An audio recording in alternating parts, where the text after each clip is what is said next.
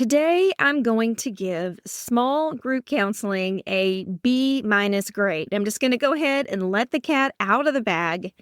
And before you turn this episode off thinking that I have just lost my mind, or worse, I don't understand how overwhelmed you are and I'm shortchanging your groups, let me tell you why that grade might actually be very, very generous. Because most of the small group curricula floating around the internet is frosting designed as food. It's pretty, it's sweet, it's satisfying in the moment, but they're not actually nourishing the kids we're trying to help. I know that stings, especially if you've got a folder full of all of your group materials that you paid good money for. But stick with me because by the end of the episode, you're going to know exactly how to tell the difference between groups that look good and groups that actually work. Hey, school counselor, welcome back. In this episode of our GRADED series, we're talking about one of the most widely recommended interventions in school counseling, small groups. It's supposed to help you support more students, build connection, and make your program more comprehensive. But does it actually work? Or is it just another feel-good fix that looks better on paper than it plays out in real life? So if you're ready for some straight talk, my friend, some clarity on your work, and a little bit of rebellion, you're in the right place. I'm Steph Johnson, and this is the School for School Counselors podcast.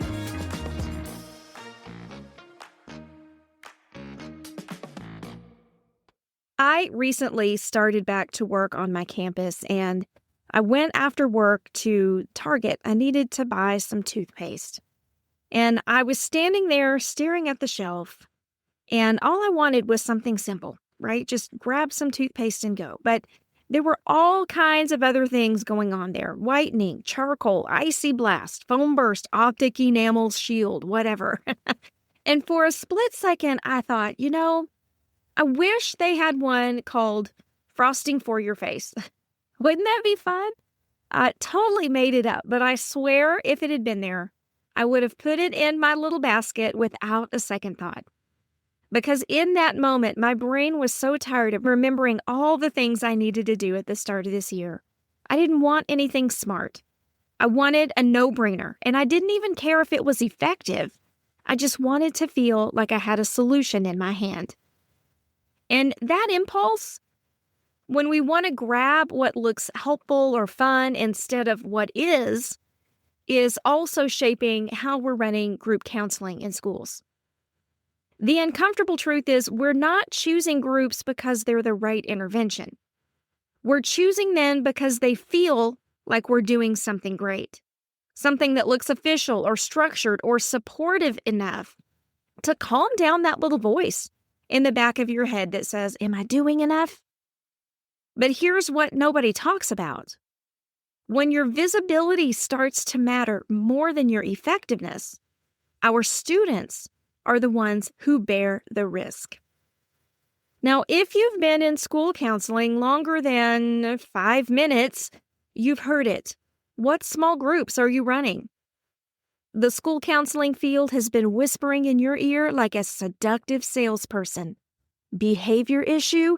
Group. Self-esteem concerns? Group. Attendance problems? You guessed it. Group. It's everywhere in the ASCA national model. It's hardwired into district improvement plans, and it's preached in grad school and social media like it's the gospel. If you're not running small groups, apparently, you're not doing tier 2. But here's what happens in reality. When I started at a campus as a new school counselor, I remember a teacher walking up to me and saying, "So when are you going to get started with Julio?" Not his real name. And I said, "What do you mean?" And she said, "You're supposed to pull him for a counseling group."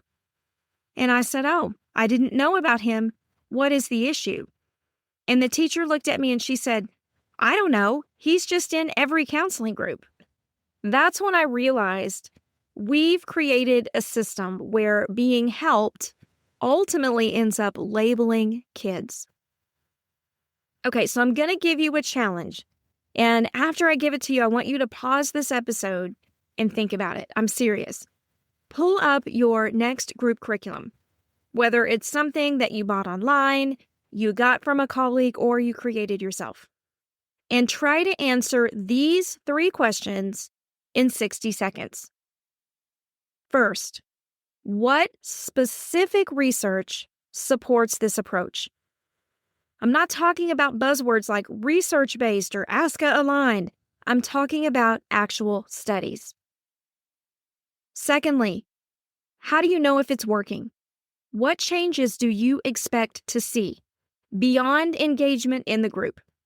What are the benchmarks that are going to tell you that change is actually happening and it's being sustained? Question 3. What happens if a student doesn't fit the format of this group? Do you have a backup plan? Instead of just thinking, oh, well, they'll still get something out of this. Pause for a minute and answer those questions. Okay, how did it go? If you struggle to answer even one of those questions quickly and confidently, you're not alone and it's not your fault. You're working in a system that sold you frosting when what you really needed was food. So now it's time to bring up the elephant in the room.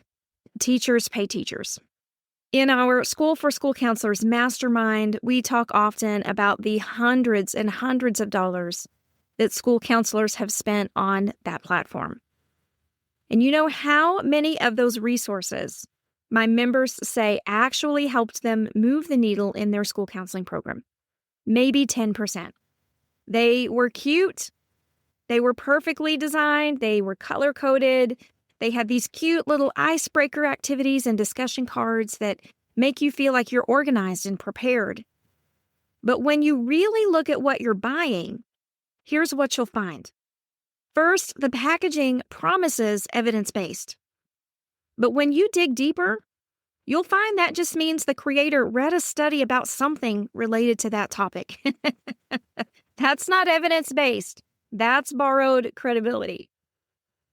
Secondly, the activities look engaging.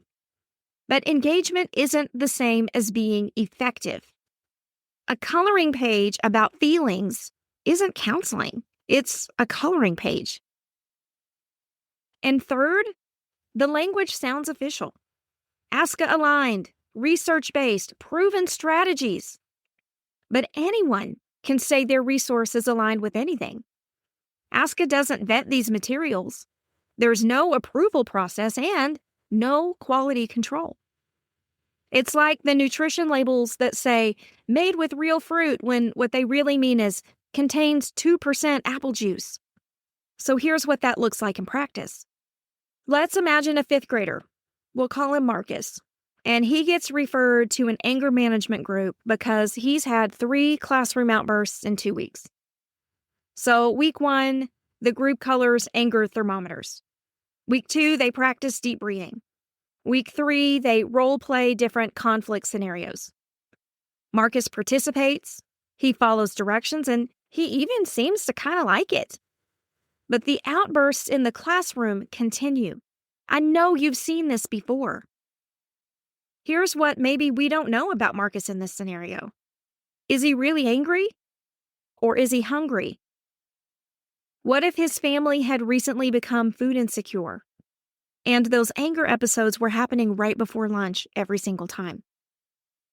No amount of breathing exercises is going to fix that problem. But the group looks good on paper. It's structured, it has clear objectives. It even has a pre- and post survey that showed that Marcus improved his emotional regulation skills. But meanwhile, the real issue goes unaddressed. Now, before you think I'm completely anti-group, let me tell you what the actual research says.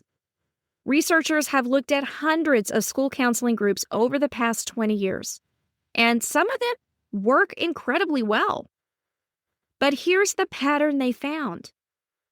The groups that actually helped students had certain things in common, and none of them were related to cute graphics. It was fidelity, structure, And the groups were matched to what students actually needed, not what looked good in a description. Studies like Brigman and Webb's Student Success Skills program showed real academic gains, but it was only when the counselors followed the protocol exactly.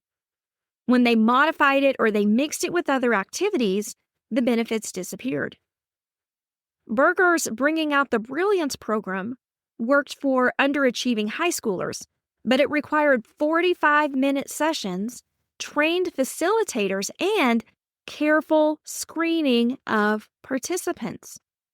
To go even further, a meta-analysis found that school-based group interventions showed statistically significant gains in behavior and academics, but only when delivered with high fidelity and accurate student matching. Y'all, the research is clear. When groups are done right, they can be powerful. But done right looks nothing like what most school counselors are actually doing. So let's go back to that grade that I told you about. Because if we were grading just the idea of small groups, as in the theory and the potential of them, that's an easy A. Peer connection reduces isolation. Skills practice feels safer when there's other kids around.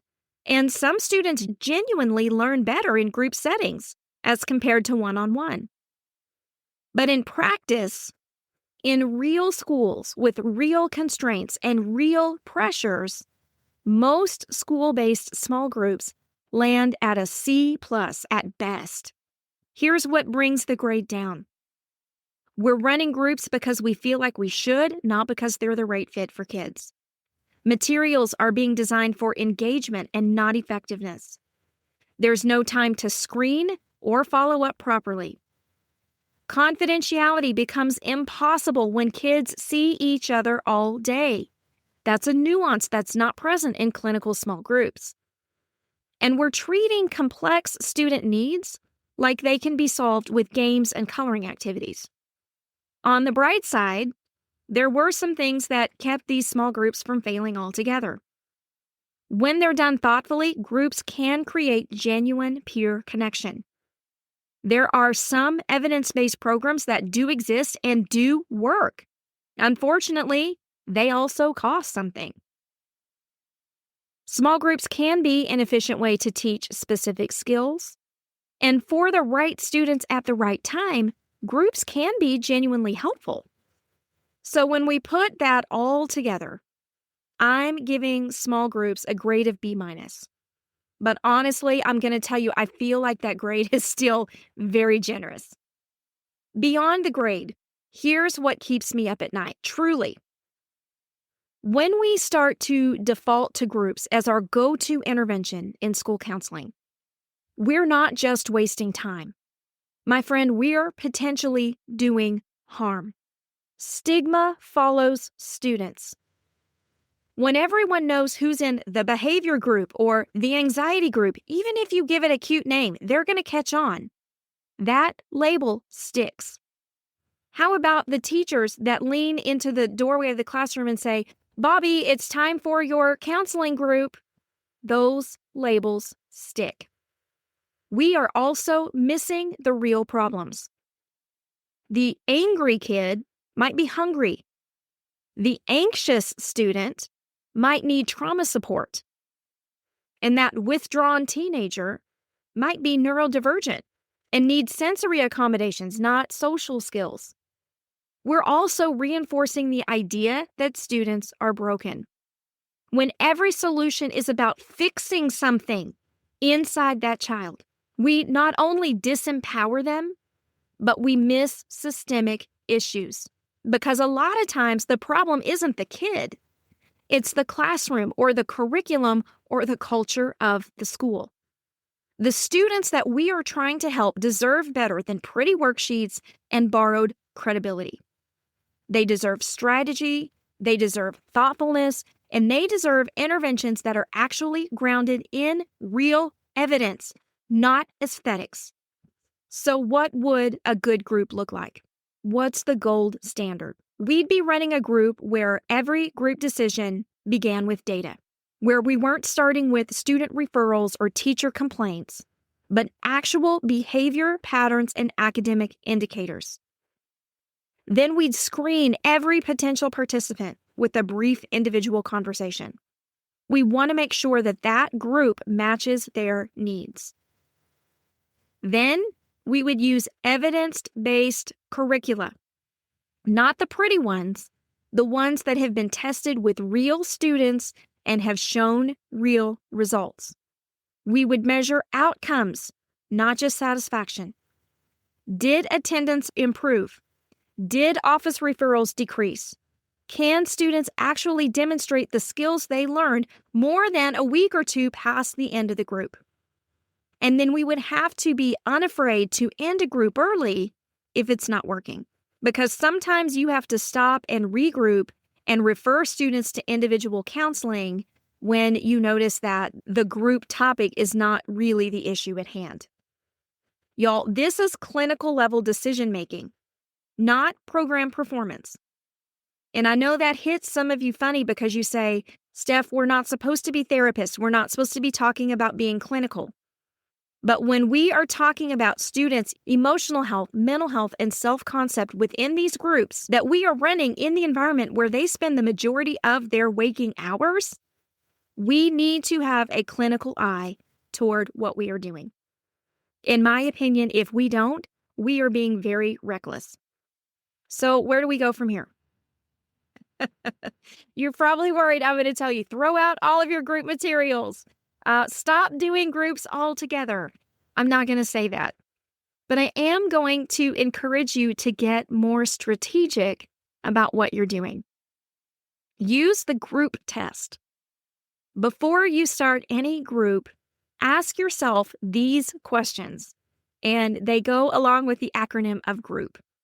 Goals, research, outcomes, understanding, and purpose. Here are the questions. What specific, measurable goals are we targeting? What research evidence supports this approach? How will we know we got the outcome we wanted? Do I truly understand what's driving these student behaviors? And what's the purpose of this group? Is this the best format for these particular kids? So that's one. Use that group test. Secondly, do an evidence audit. Look at your current group materials, and for each one, find the actual research behind it. Not the marketing copy, not the general CBT label on the front, but the peer-reviewed studies. If you can't find any for the approaches within that group, it doesn't automatically make it bad, but it does mean that you're experimenting and you're not implementing evidence-based practice. Then third, do a student voice check. Ask your students, what did you get out of this group? What would you change? Did it help with the thing that you thought you came here for? Sometimes the answers to these things will surprise you, and they will definitely help inform your next small group decisions. So remember that Target toothpaste aisle? All those shiny options promising to solve all of my problems. When we think about that, we realize that the prettiest package isn't always the most effective product. Sometimes the best solution is the boring one. The one that's been tested and refined and proven to actually work, even if it doesn't have holographic packaging. Your students deserve the toothpaste that actually prevents cavities, not the one that just tastes like frosting. And you deserve to feel confident that what you're offering them has real substance behind the attractive exterior. So if this episode made you want to go audit every group material in your office, please start small. Start with an easy win. Evaluate what you're running. Or if you want support to completely transform your approach to groups, and honestly, the way you do all your interventions, the mastermind group is ready. This is where school counselors come when they're tired of the pretty solutions and they're ready for the more powerful ones. We have talked up, down, and around about small groups in the last year. We have some pretty unique solutions to your group problems, and we would love to share them with you in real time and in the context of your campus. You can find out more details about the mastermind at schoolforschoolcounselors.com/mastermind. And hey, before I go, I just want to tell you, I hope you're not too mad at me right now. I know that I just challenged something that is probably a cornerstone of your school counseling program.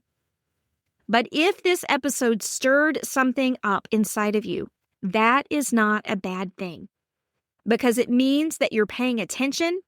It means that you're working to be discerning, and it means that you care more about helping students than about looking busy or cute or cool. And that's exactly the kind of school counselor your students need.